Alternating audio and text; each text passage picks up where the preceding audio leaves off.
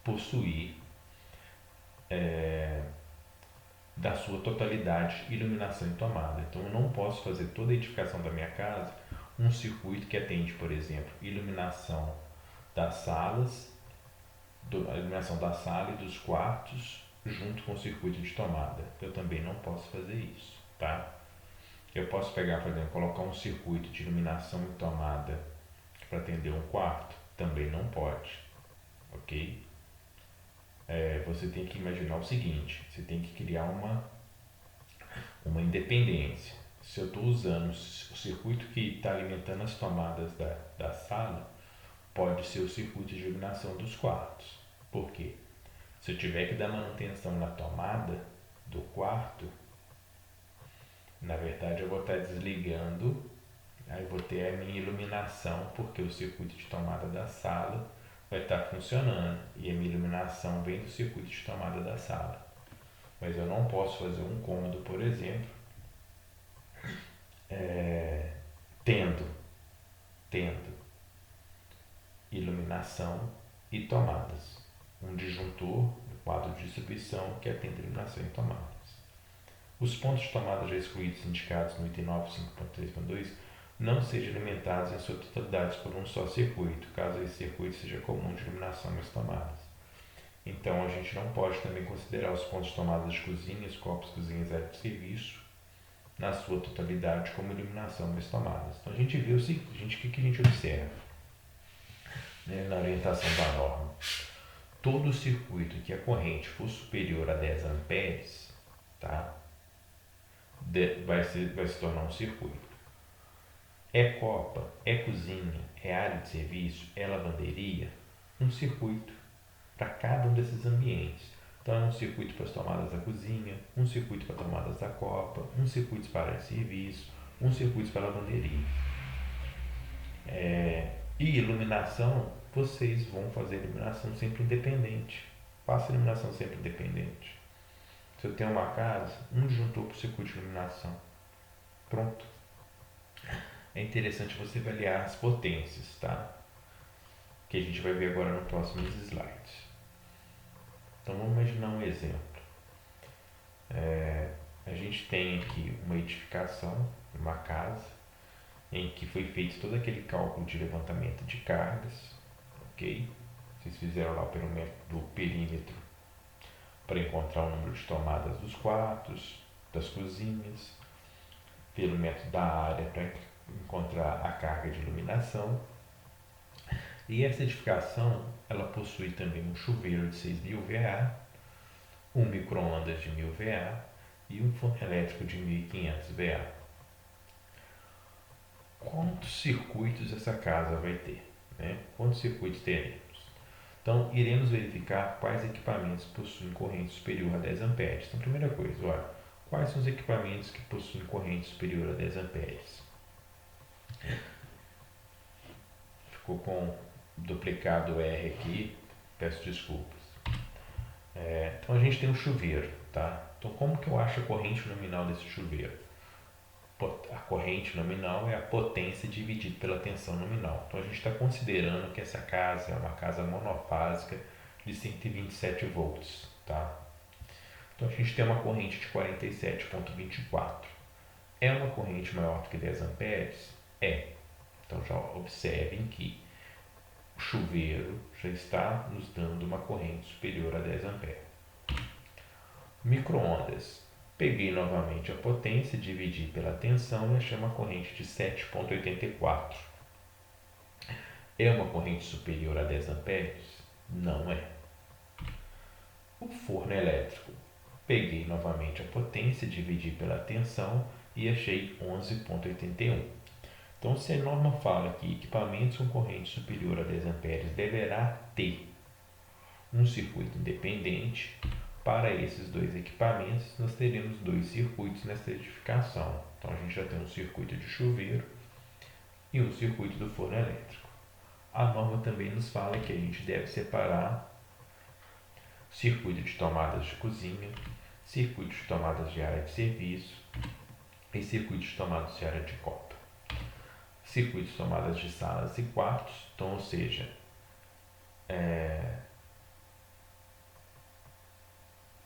estamos pegando aqui a área da sala e quartos e montando apenas um único circuito de tomada. Então, um disjuntor vai alimentar as tomadas das salas e as tomadas dos quartos.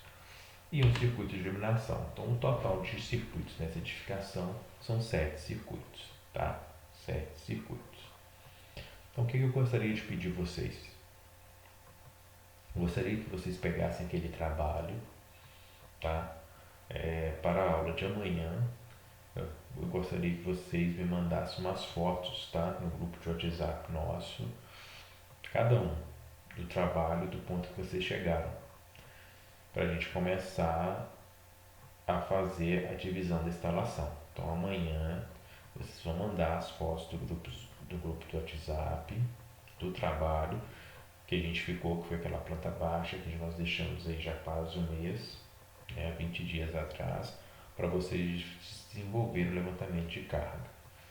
A partir dessa explicação minha, dessa aula de hoje, a gente vai estar fazendo a divisão da instalação elétrica, tá bom? Então, com a previsão de cargas, nós vamos implementar na aula de amanhã alguns equipamentos nesta edificação e vamos chegar a um valor de número de circuitos, tá? Então, a aula de amanhã a gente vai fazer esse exercício, né? Vocês irão fazer esse exercício e nós vamos também aprender a preencher um quadro de cargas, tá? Que é um elemento que compõe o projeto de instalações elétricas prediais. Pessoal, peço desculpa nas minhas falhas. Eu acredito que tentei passar o recado da melhor forma. Também estou em fase de adaptação, tá? Dúvida, estaremos disponíveis aqui no WhatsApp. Quem tiver sugestão de utilizar um outro canal de comunicação que achar mais interessante, me passa para a gente poder estar olhando essa viabilidade. No mais, agradeço a todos vocês. Um abraço.